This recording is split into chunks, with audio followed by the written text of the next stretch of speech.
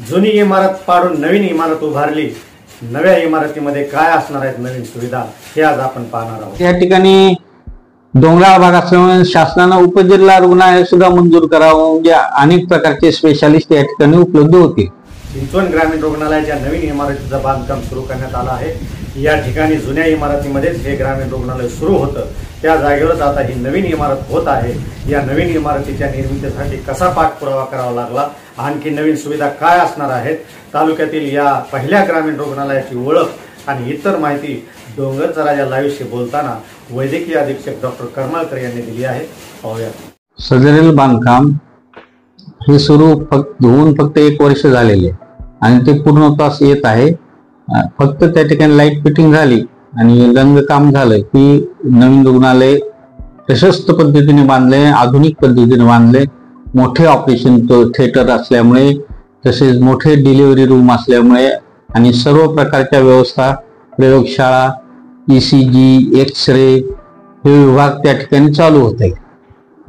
सध्या आमच्या समोर एकच अडचण आहे की पुढे फर्निचरसाठी लागणारे बजेट वगैरे त्याची मागणी आम्ही केलेली आहे। साधारण 1-2-3 महिन्यामध्ये नवीन रुग्णालय रुग्णाच्या सेवेसाठी उपलब्ध होईल।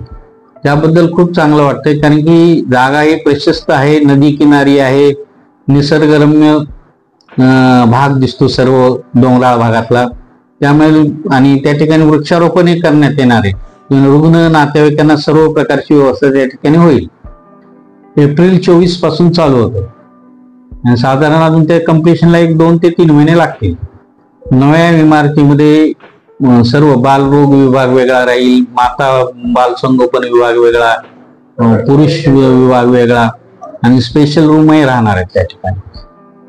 आणि परत म्हणजे या ठिकाणी आपण ब्लड बँकेची सुद्धा व्यवस्था करणार आहे, त्यासाठी सुद्धा व्यवस्था बांधकामात केलेली आहे। फक्त त्याचे लायसन्स वगैरे मिळवणे त्यासाठी आपले प्रयत्न चालू आहे। खूप चांगलं, कारण की आयुष्यभर जे काम केलं त्याचं समाधान वाटतं की आपण अनेकाची जीव वाचवायला, सर्व करायला मदत केली। या ठिकाणी त्या काळामध्ये धारूरला CD होती, माजलगावला PSC होती आणि ह्या पूर्ण माजलगावपासून बीड पर्यंत कुठल्याही प्रकारचं ग्रामीण रुग्णालय जे की सिव्हिल हॉस्पिटल अंतर्गत असतं असं कुठलंही नव्हतं। त्यामुळे थेट धारूर पासून ते थेट पाथरीपर्यंत म्हणजे म्हणतात ना, पाथरीपासून सर्व रुग्ण इकडेच येत होते। या ठिकाणी 70 80 लोक ऍडमिट असायचे। या ठिकाणी सर्व प्रकारचे साप चावलं, पॅरालिसिस, हार्ट अटॅक या ठिकाणी उपचार होऊन या ठिकाणीच ऍडमिट राहतोय त्या काळात। आता आधुनिकीकरण झालंय, सर्व डिजिटलायझेशन झालं, आधुनिक मशिनरी आल्या, अर्बनायझेशन म्हणजे शहरीकरण झालं, लोकांचा ओढा तिकडे वाढलायला दिसून येतो। त्याच पद्धतीचे या ठिकाणी एक्स-रे, ECG आपल्याकडे चालू झालाय, त्याचं रिपोर्टिंग मुंबईहून होतं, तर त्याचा फायदा अनेक रुग्णाला होत आहे। या ठिकाणी आम्ही एक्स-रे छोटं एक्स-रे मशीन आणून म्हणजे या ठिकाणी लोकांचे एक्स-रे करतो आणि आपलं मोठं मशीन सुद्धा आता येणार आहे नवीन इमारतीमध्ये। मला असं वाटतं की जे जुन्या काळात म्हणजे निजामशाही बिल्डिंग मध्ये या ठिकाणी प्राथमिक आरोग्य केंद्र होतं, त्यानंतर सर्व 40-45 वर्षामध्ये इमारती जुन्या झाल्या, तर आम्ही कोरोनाच्या काळामध्ये आमच्या इथे निवासस्थान सर्व कर्मचारी आणि डॉक्टरांचे निवासस्थानाचं बांधकाम पूर्ण केलं। त्यानंतर स्ट्रक्चरल ऑडिट होऊन ही इमारत, जुनी रुग्णालयीन इमारत पाडण्याची परवानगी मिळाली। त्यानंतर लगेचच 1 वर्षामध्ये सर्व मंजुरी मिळून आता बांधकाम पूर्णत्वास येत आहे। त्यामुळे मला वाटतं की मी ह्या ठिकाणी जे काम केलं, इथल्या लोकांनाही ते वाटतं की ह्या ठिकाणी मी रुग्णालयातही इमारतीचं बांधकाम पूर्ण होतंय माझ्या कालावधीत आणि निवासस्थानही बांधले। त्यामुळे लोकांना वाटतं की त्यांचं रुग्णालय आधुनिक होणार आहे। त्यामुळे मला सुद्धा वाटतं की आता नवीन काळामध्ये जास्तीत जास्त सेवा मिळाव्यात। तसंच या ठिकाणी डोंगराळ भाग असल्यामुळे शासनाने उपजिल्हा रुग्णालय सुद्धा मंजूर करावं, म्हणजे अनेक प्रकारचे स्पेशालिस्ट या ठिकाणी उपलब्ध होते। या ठिकाणी कसं होतं, जुन्या काळामध्ये म्हणजे 1960-67 साली या ठिकाणी प्राथमिक आरोग्य केंद्र होतं। त्या काळात ही जमीन शासकीय जमीन आहे, पण ती आरोग्य खात्याच्या नावावर नव्हती। त्यामुळे नवीन इमारतीला बांधकाम करताना अनेक अडचणी आल्या। त्या ठिकाणी आम्ही कलेक्टरना, CO ना सर्वांना पत्र करून प्रत्यक्ष भेटून पाठपुरावा करून ती जमीन आणि वडवणी तहसीलदार तसेच प्रकाशदादा आमदार साहेबांना सुद्धा आम्ही भेटलो त्याबद्दल, आणि त्यांनी हा प्रश्न उचलून धरला आणि या ठिकाणी मंजूर निधी जो की दुसऱ्या जिल्ह्याला होता तो मंजूर निधी आपल्या वडवणीसाठी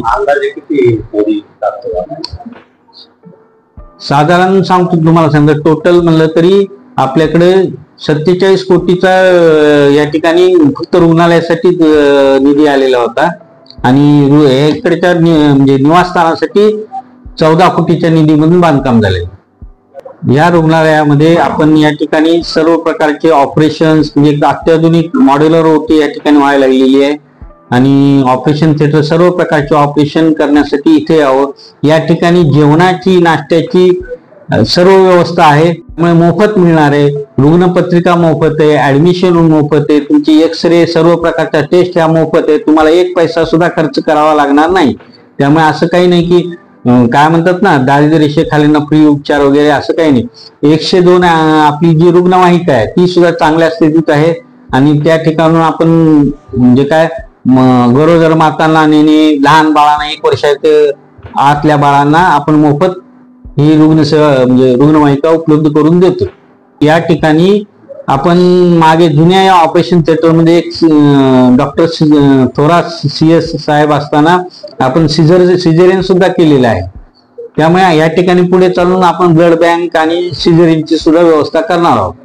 जिल्हा प्रशासनाकडून DPDCतून या ठिकाणी फर्निचर इतर गोष्टीसाठी कंपाऊंड वॉलसाठी आपल्याला निधीची आवश्यकता आहे, कारण की जुनं कंपाऊंड वॉल हे पडीक झालेलं म्हणजे ते नवीनच बांधावं लागणार आहे असं दिसतंय. तसंच आम्ही एका सामाजिक संस्थेशी संपर्क साधून आपल्या ठिकाणी आयुर्वेदिक गार्डन आणि रुग्णालयासाठी आणि रुग्णांसाठी चांगलं असं गार्डन निर्माण करत आहोत. त्याचं काम आपण 50% केले, 50% हे कोणीतरी सामाजिक संघटनेकडून आपण घेणार आहोत.